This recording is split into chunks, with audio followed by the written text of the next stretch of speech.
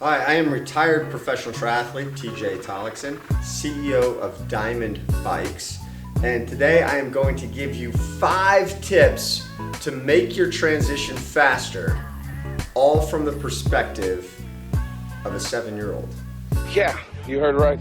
Part of the thing that I do right now, I actually coach a little kids triathlon team called the Little Zippers. We're part of a bigger club called Z3. It's one of the national powerhouses in kids triathlon, based right here in Des Moines, Iowa, and founded by my former next door neighbor, Jenny Weber. Z3 has kids all over the country that are participating in the program, but there have been some junior world champions, under 23 world champions, athletes competing in Olympic trials, all the way down to my little group called the Zippers. And those are kids race age 6 to about 10. And it's my specialty. My kids are in this age group. I've got 2 in there right now, an 8-year-old Theo, a 7-year-old daughter Drew.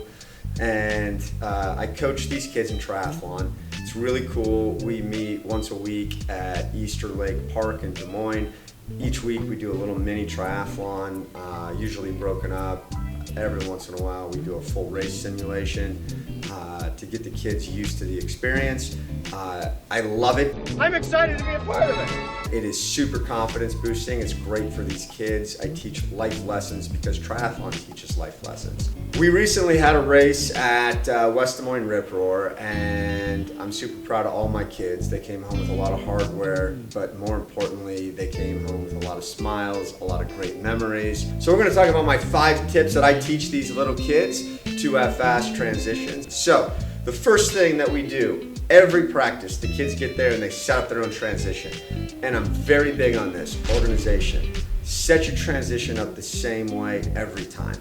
And if you look at the floor right in front of me, you'll see how I like my transition set up for all my kids. So they're not supposed to put their helmets on their bikes on the rack. They're supposed to put their helmet on the ground, and that's so they're not knocking around or doing whatever.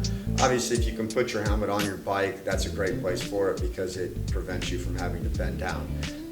But helmet in front, shoes in the right direction. If you're putting socks on, they go in the shoes. For my kids, there's no socks necessary. If it's short enough race, you don't need those socks, that's great. Race belt in front of the shoes. Again, it's short enough, they don't need hats, visors, sunglasses. I don't need it. These are little kids' sprint races. All these things will make you faster. If you need socks, if you need a hat, you need a visor, you're racing an Ironman, a half Ironman, Olympic distance race, that stuff goes in front of your shoes with your number belt. So you have your transition set up like this. That's step 1. Organize, know where it is, the same place every time. Place for everything, everything in its place, every time.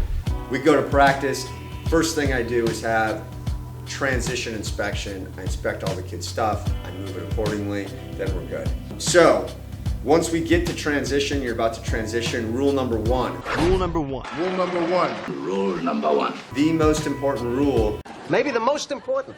helmet on first. The first thing you have to do is put this helmet on your head. Why do you put your helmet on first? Well, it's quite simply, you cannot touch your bike, you cannot get on your bike unless you have a helmet on your head. That's the rule. That's the rule. Helmet first, always, always, always first. Okay, next big tip that I have is to put quick laces in your shoes. If you have quick laces in your shoes, you don't have to take the time to tie them. If you don't have quick laces, I suggest you make it so you can put your feet in your shoes without untying them. It will save you a ton of time. Hopefully you can do that very quickly. But that's my next tip for speed and transition. Most of my little kids don't have quick laces or elastic laces, they just have slip-on shoes. Well, I don't believe in shoes. After that, the 4th tip would be your number belt. So your number belt is in front of your shoes. Remember, your number belt is only required on the run. Do not put your number belt on for the bike. Can you? Yes. Will it slow you down? Absolutely. The last thing you need is added extra aerodynamic drag flapping behind you in the wind while you're riding your bike. Leave it for the run. It's only required for the run. keep it in front of you. A little bonus that I got here, I'm gonna pick this one up and I'll show you this cool number belt. This is the T1 belt by T1 Pro race belt. It's magnetic. Magnets! Oh! Super cool for these little kids in these short races. They just get it close and it snaps together. Really cool number belt there. It's really cool. So when you're organizing your stuff, you have to remember the stuff you need first stays closest to you, stuff you need last is furthest away, stuff you don't need should be even further away, right? So my cap and my goggles, they don't go in my transition area, they stay in my hand, right? Because I'm gonna need those for the swim. When I'm done with my cap and goggles, I wanna throw them in the far back of my transition. Toss it!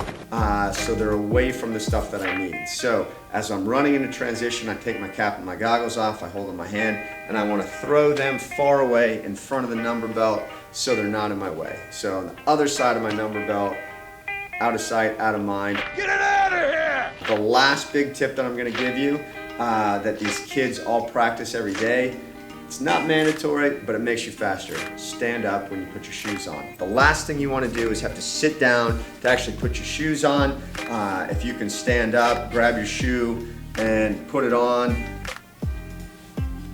just like this. Reach behind you, stick your hand in. There you go, you're off and running. The faster that you can do that, the more times you do that, the better you are. Legendary triathlon running coach Bobby McGee says, if you ask a runner to take their shoes on and off, it could take several minutes. If you ask a triathlete to take their shoes on and off, it should take a matter of seconds because they should be very used to slipping their shoes on and off, ready to go at all times. My last tip with that has to do with, I leave my shoes tied for all my runs. I don't tie them unless I have a very specific thing to do, maybe a track workout. Even then, I'm using mostly the shoes that I'm gonna race with. So I wanna get my body used to knowing what it's like to have a semi-tight feel on my shoe all the time. I know there's a bunch of running coaches out there that are gonna cringe and tell me not to do this. I'm a triathlete. This is how we do it. Break all the rules. So those are my 5 tips to help make your transition faster, coming from a retired professional triathlete, now professional little zippers tri coach for 6 to 10-year-olds.